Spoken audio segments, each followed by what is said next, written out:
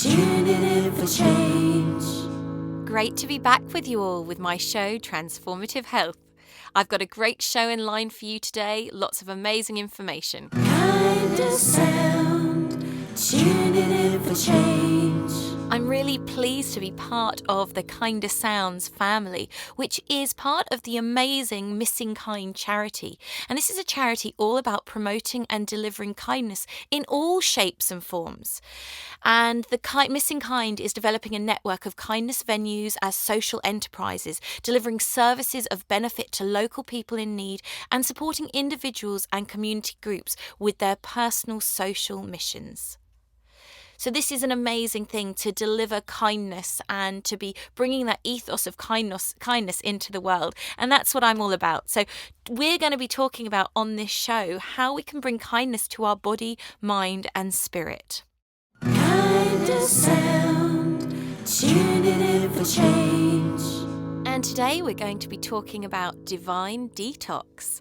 I've just finished a 7-day detox, finished on the autumn equinox, and I'm feeling great. So I wanted to share with you the journey that I've been through over the last week, because it's been quite a journey. Producing my show today is the wonderful Giles Bryant. Hello everyone, how are you doing out there on the Kind of Sound Network? Juliette, you look fantastic. The Divine Detox, I think it has worked. Thank you very much. We started off the Divine Detox by taking some measurements. I wasn't doing it to lose weight, but obviously that was an added bonus.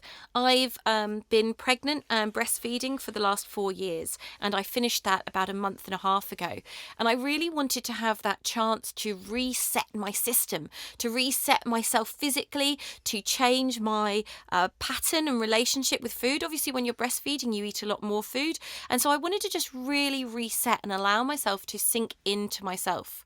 The autumn equinox is a great time to look at detoxifying, about going inwards, finding that equilibrium within yourself, that balance. And that's what my main aim was, to rebalance myself. Now, Juliette, when you're talking about your Divine Detox plan, some of the listeners won't know, but this is actually a book that you wrote. I think it's some years ago now, and it's now available as an ebook, isn't it? It's a 7-day guide to better health and vitality. So as you've literally written the book on the Divine Detox, I suppose you thought, well, it was probably best to dust it off and give it a go. So what does it entail then, this 7-day program that you followed? Well, as I said, it was about finding that balance. That's why I was doing it. And in the beginning, we took my measurements, which was very interesting. And I will reveal in a little bit what happened with those. But the whole ethos with the Divine Detox is to really allow yourself to connect deeper into yourself by getting rid of the things that are causing your body stress and aggravation. So getting rid of the toxins in your diet, maybe detoxing from the screen as part of it, doing a little more exercise, meditating. And the program that I've created on the Divine Detox is a 7-day raw food journey. So what you do is you gradually build up to having a couple of days of just juices and smoothies. Now, people have done this in all different ways. Some people just take part of the Divine Detox and do a meal or two from it every day. So they're not doing the whole detox. But the aim with it is that you get back into eating raw foods, you get rid of grains, you get rid of animal products, you get rid of refined sugars, processed foods, and you really connect back to eating in a very simple but delicious way. I have to say, the food on it is really, really good. And it surprised me. Obviously, I've written all the recipes, but I haven't done it for a while. So it surprised me just how tasty they were. And I remember one of the meals, I was making pasta for my kids, brown rice pasta, and my husband, and did a lovely sauce. And that's one of my favourite things. I've got Italian heritage, so part of me is always like, oh, I love that. So as I was making it, I did hear this voice going, oh, but don't you want to eat some? And I did. I think it was the third day, and I was really wanting some of that food.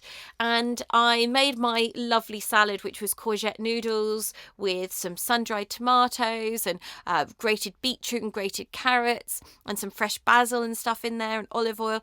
And I sat down and ate it, and I felt so nourished, and I felt so good in my being.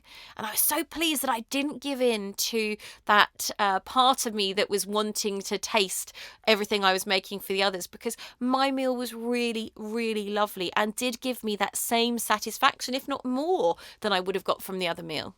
So, Juliette, just one thing you said there was getting back to eating raw food. So for you, possibly, it was getting back to eating raw food. Now, people might be listening and thinking, what do you mean, getting back to eating raw food? I mean, I ate an apple last month. That's probably the most raw food I suppose most people eat. But what you did for 7 days in your Divine Detox plan is about raw food. Why is that? So when we eat raw food, and when I said getting back to, I didn't mean as in for me specifically. What I meant is, our roots are eating things more in a raw way. In the olden days, we would have eaten more picking and just eating, because we didn't have the civilization of stoves and ovens and all of these things. Obviously, things would have been cooked on a fire, but it was more of a raw diet. So that's what I meant to getting back to, getting back to nature's state, the way things come naturally, prepared by the earth. So when we eat raw food, this is much higher in nutrients. When we heat food over a certain temperature, 42 degrees, what happens is this food starts to denature. The enzymes break down, the vitamin contents break down, the mineral contents. So we're destroying some of the food. Now, obviously, we're not destroying all of it. Heating does bring some nutrients out in certain foods, but generally, the more nutrients you get from the food are in their raw state.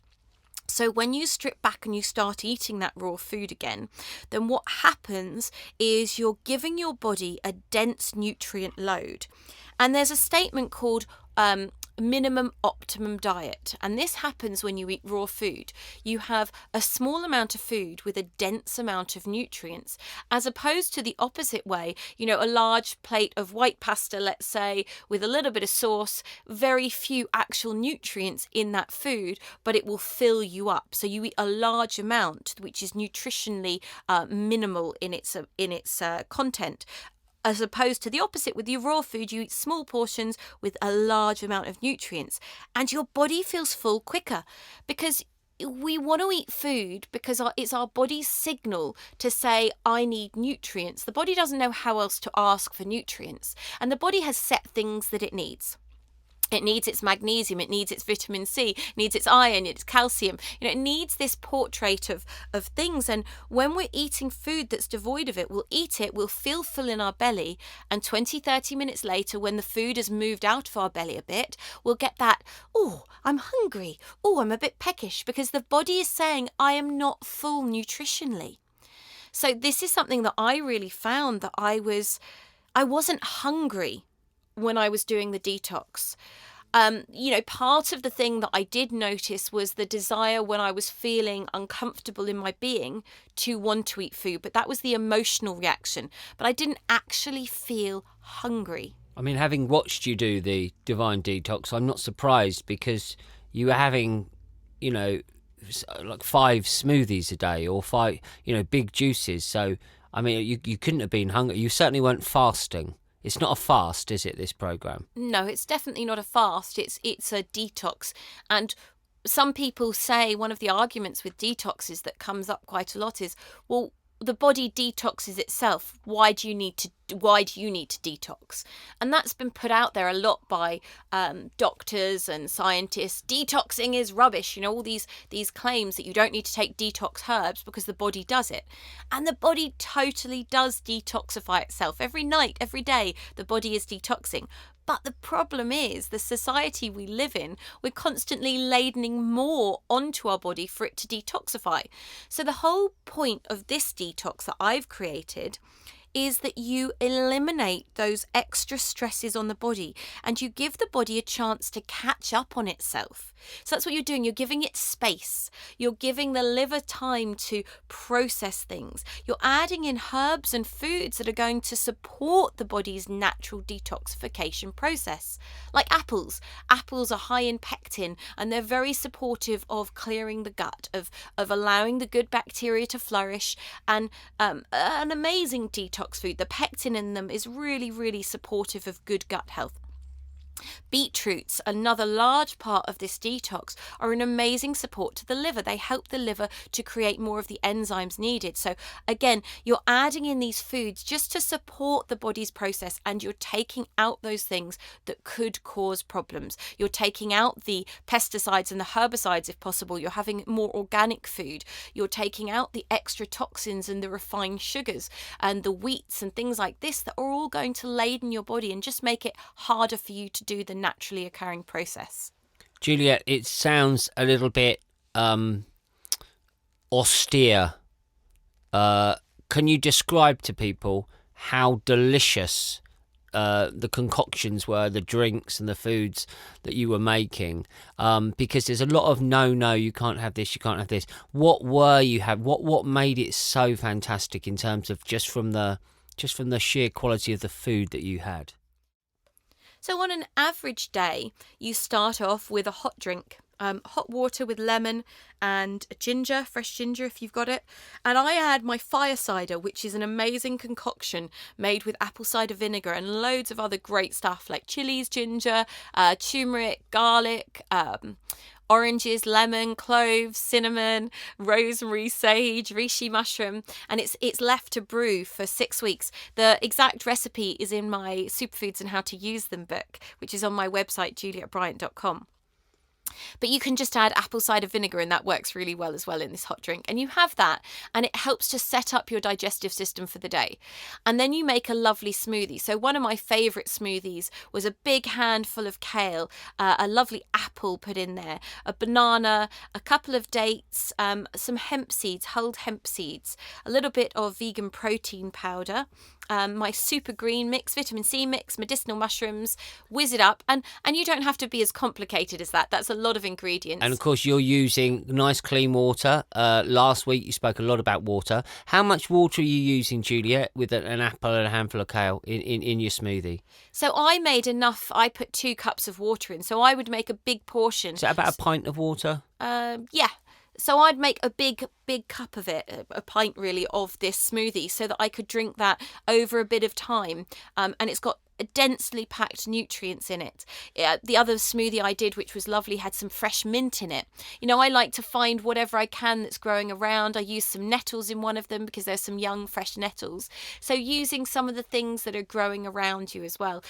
We did a YouTube video called Divine Detox, where we made a lovely smoothie mainly from the ingredients found in our garden. So have a check out of that on the YouTube, because that was a great video talking more about detox. So you'd start with your hot drink, then smoothie, and then I made a few of the recipes are lovely hot soups, but they're still raw. So what this means is you add hot water to your blender and you blend it with the raw vegetables. And because it's hot water and it's just being whizzed quickly, you're still maintaining the integrity of the rawness of those vegetables, but you're not having a cold soup.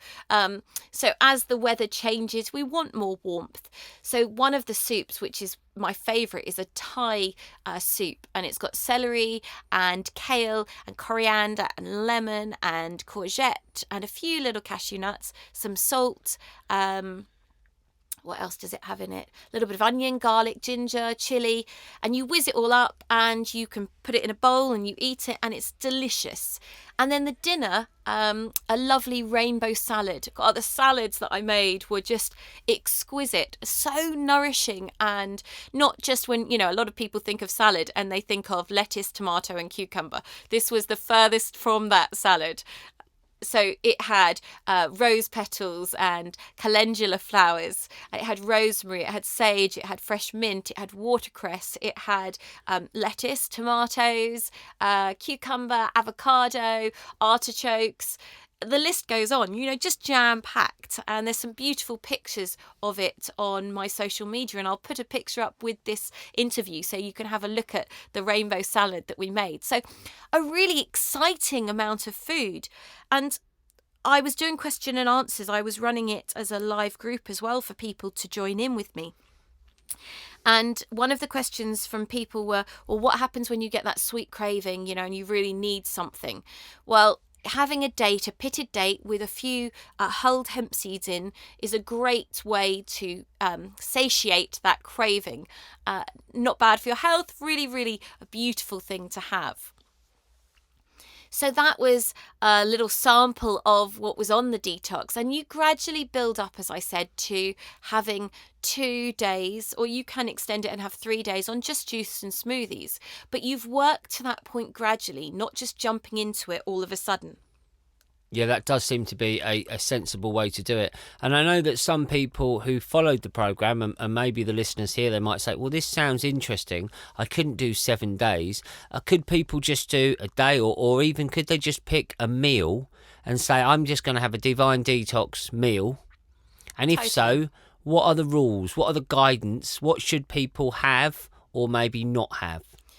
You can totally do that. I think, any chance that you get to have more raw food and more nutrition and, a detox time is great. So even if you decide you want to have one smoothie a day to start your day, and that's how you're going to start it with your detox smoothie that's going to be filling and nourishing and really beautiful thing to have, that'd be great. So when you are wanting to detox, as I said, you want to cut out animal products. You want to cut out refined foods and processed foods. You want to cut out refined sugar.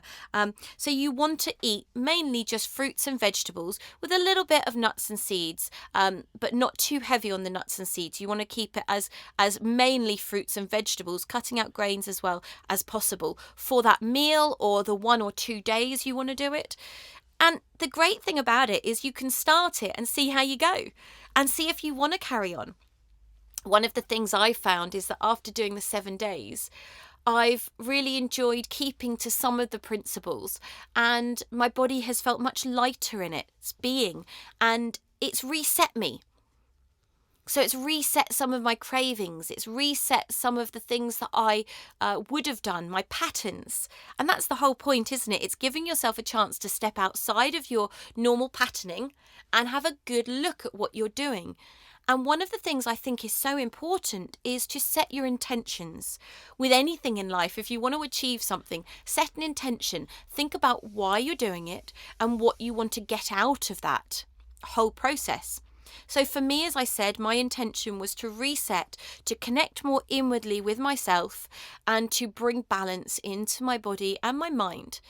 And coming out of the detox, my intention has been to follow and listen to my body more and eat only when I'm hungry and stop when I'm full, not having to feel like I need to keep eating. So what was the first slice of gluten-free vegan cooked pizza like?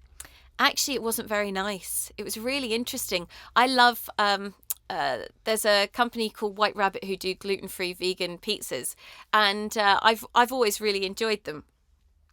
And a few times on the detox, I was like, oh, I want some pizza. So I had a pizza with a really lovely salad. I had a slice of it, and I really just preferred the salad. So that was really great for me to see that it had broken that. Don't get me wrong, I'm sure I'm going to be eating it again. But it broke some kind of romanticization that I'd had with that food, which is really good. And the salad was just so vibing. And I got more in touch with how the different foods are making me feel. And that's, I think, the important thing to be aware of, how foods actually make you feel when you step back from them. I remember my first detox that I did 15 years ago.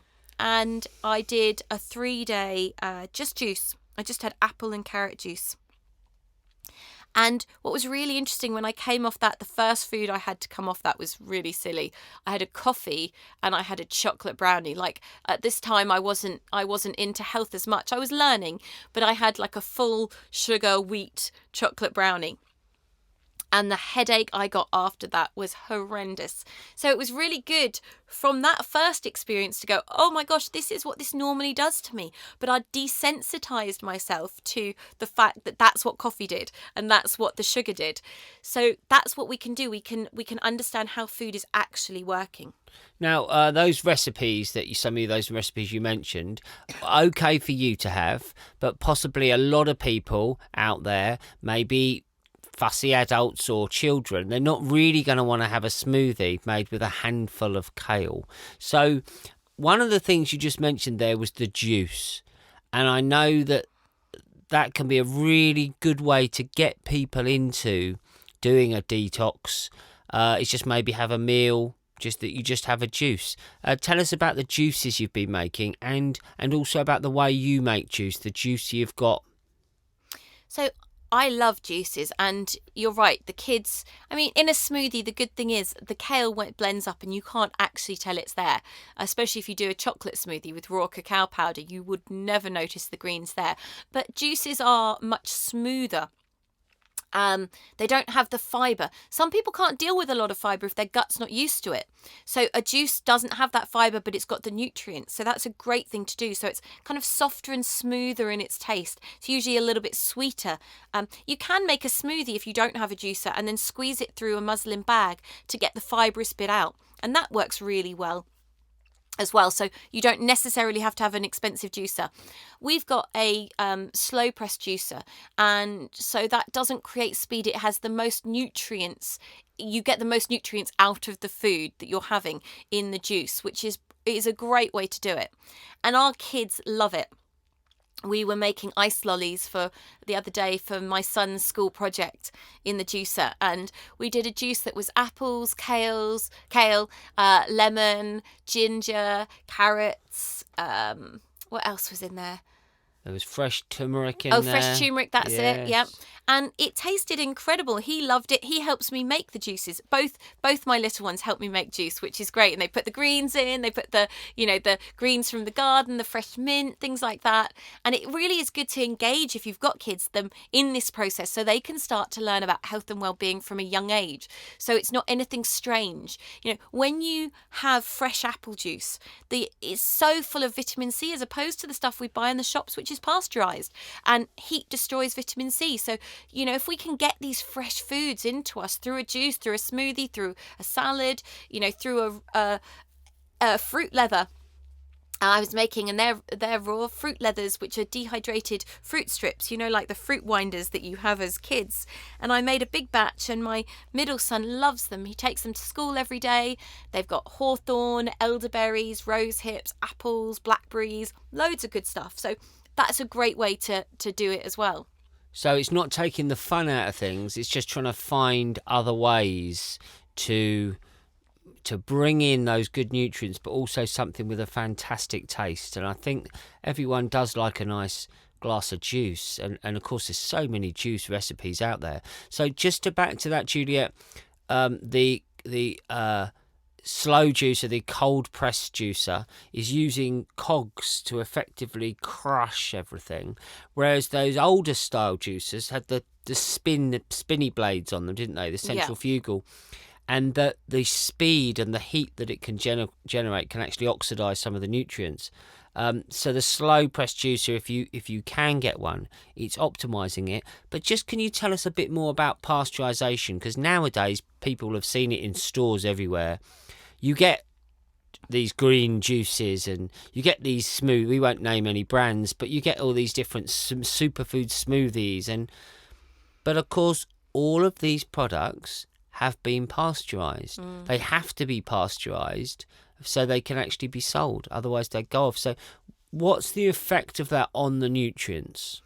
Well, we've talked about this throughout this thing, but pasteurization is heating to a high temperature. And what that heating to the high temperature does is it preserves the food. It takes out the potential bacteria that could turn it off. So it's going to last much longer. It's giving it a longer shelf life. But in that pasteurization, the food is being heated above 42 degrees.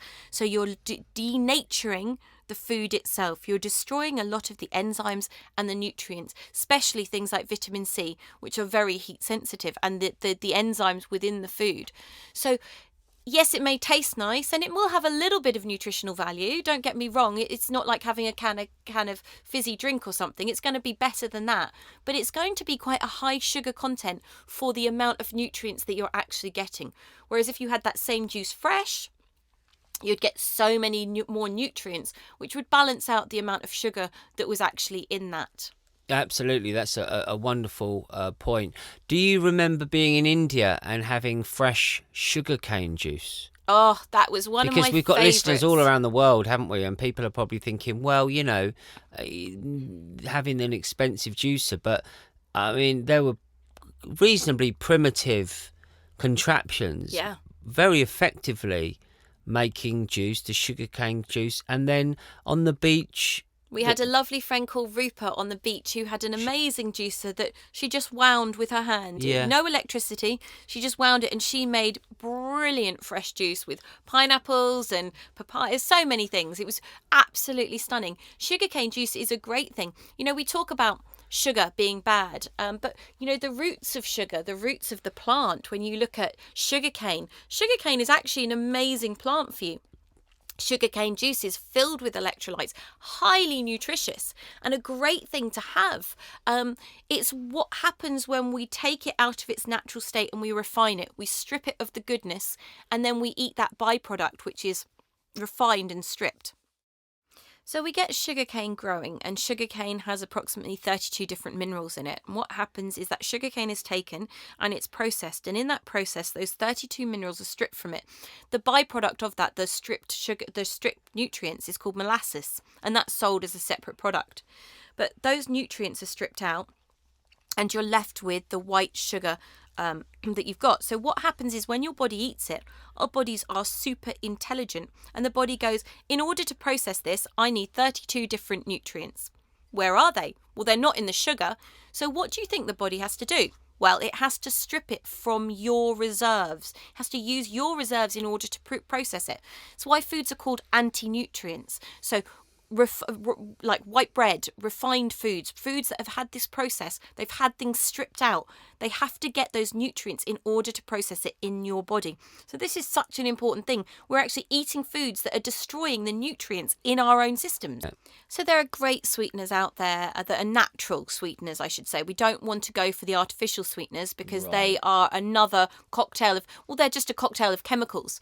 And we want to go as natural as possible. That is the aim.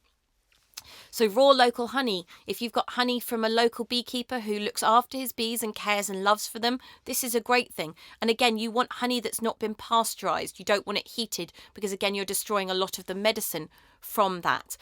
Coconut sugar, a great substitute. Maple syrup, another really good thing. But you want to get pure maple syrup if you're going for syrup. Stevia leaves. Stevia is a plant that has no actual sugar in it, but the leaves are super sweet. Yacon syrup. So there's quite a few different things out there that you can use. And of course, you can always use fruit to sweeten your food as well. Absolutely, a good idea. Well, Juliette, it's been a great show. Thank you very much sharing your information on Divine Detox. It's available from your website, JulietteBryant.com. So, Juliette, as I said earlier, I think it's really worked. You look absolutely fantastic.